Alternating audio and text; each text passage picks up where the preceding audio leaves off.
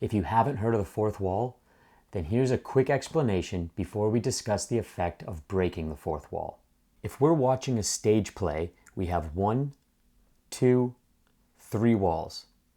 And the fourth wall is an invisible one separating the characters and the audience. And this is the wall that the audience watches through, but the characters are unaware of it and they can't see through it. If you're at the theater or watching TV, then the screen is that fourth wall. Breaking the fourth wall happens when the characters in the film become aware of the audience. This can be done by having the characters speak to the audience, or something as subtle as making eye contact by looking directly into the lens. This technique snaps the audience to attention because all of a sudden they are now involved in the film and they are being interacted with by the characters. The key to faking out the parents is the clammy hands. It's a good non-specific symptom. I'm a big believer in it.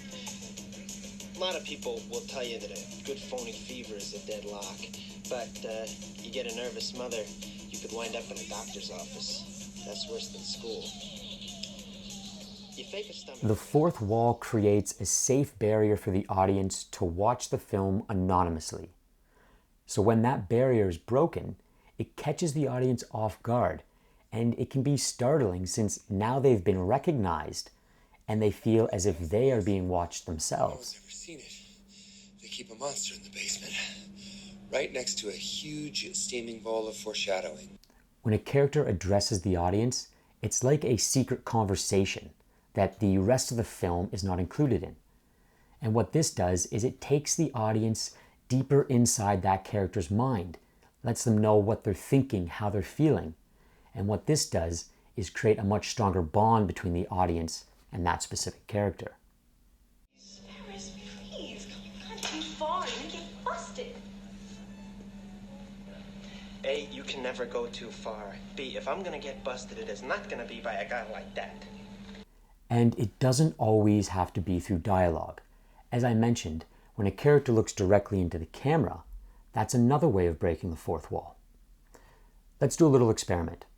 I want you to get up and walk around the room, and while you're doing so, keep an eye on the screen to see where I'm looking.